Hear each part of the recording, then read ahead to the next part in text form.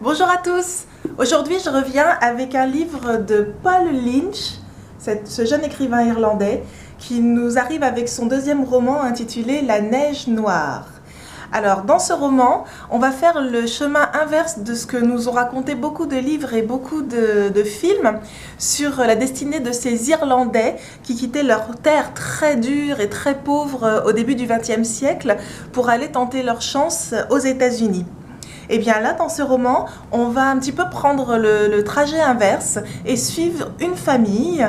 La mère s'appelle Eskra, le mari s'appelle Barnabas et ils ont un fils, Billy, qui eux quittent les États-Unis qu'ils avaient abordés dans les années 30, où le père était constructeur de gratte-ciel aux côtés des Indiens, à ces hauteurs vertigineuses où peu de gens à l'époque osaient monter. Et bien, après avoir relativement gagné leur vie aux États-Unis, ce couple, avant d'avoir un enfant, décide de retourner en Irlande, dans leur pays natal, et plus précisément dans le Donegal, qui est une partie de l'Irlande où ils arrivent durant la Seconde Guerre mondiale et qui est une terre très difficile, une terre d'éleveurs, une terre d'agriculteurs, une terre assez âpre dans laquelle ils décident donc de refaire leur vie et de tenter la grande aventure, eux aussi, de l'élevage, donc sur la terre de leurs ancêtres. Donc quand le roman débute, en fait, ils sont déjà bien installés et bien de retour en Irlande. Et ce qui est assez original dans cette histoire qui va nous être contée, c'est qu'en fait, ça va être l'histoire d'une chute irrémédiable. C'est d'ailleurs un des romans les plus âpres que j'ai lu depuis bien 6 mois. Et là, on arrive un petit peu après le début d'une aventure qui semble assez nourrie de succès, puisqu'ils ont réussi à acheter une ferme et à avoir un bétail dans cette Irlande dont ils étaient originaires. Mais en fait, quand débute le roman, un incendie se produit. D'où la neige noire, puisque ce sont les cendres de cet incendie, c'est la grange de cette famille qui part en flammes. Et à partir de ça, ça va être en fait la lente désescalade vers une chute irrémédiable qui est due à la fois aux conditions très dures de ce pays. L'Irlande, dans les années 40-50, c'est un pays encore très pauvre, très rural, où il y a eu donc cette forte migration vers les États-Unis. Et là, voilà ce couple qui revient parmi des gens qui n'ont pas quitté cette terre, où ils ont une vie difficile, qui revient avec un semblant de succès aux États-Unis, qui arrive à acheter des terres assez prospères, et qui donc suscite la jalousie en fait de ceux qui ne sont pas partis et qui vivent là. Donc tout le roman, à partir donc de ce feu initial, va être un petit peu de découvrir comment en fait ce couple qui se croyait arrivé un petit peu dans son pays, qui se croyait réintégré, va découvrir qu'ils ne sont pas du tout acceptés par la population locale. Et c'est très beau parce que en fait Paul Lynch décrit ça de manière assez avec pas mal de distance. Il ne prend pas parti, même si bien sûr nous en tant que lecteurs on va être assez révoltés par ce qui va arriver à ce couple et à ce petit garçon dans cette ferme qu'ils ont bâtie de leurs mains. C'est vraiment l'histoire des pionniers à l'envers, c'est revenir et puis échouer non pas dans sa terre d'accueil mais dans sa terre d'origine.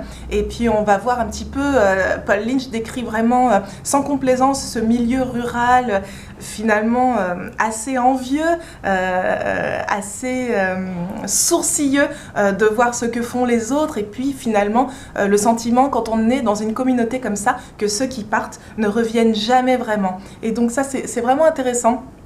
Moi, vraiment à titre d'exemple personnel, mais pas du tout à ce niveau-là, ça m'a fait penser un petit peu à quand je reviens dans cette île merveilleuse qu'est la Guadeloupe, dont est originaire un de mes parents, une île que j'adore, qui est vraiment merveilleuse, magnifique, avec des gens vraiment très attachants et que je rejoins avec plaisir.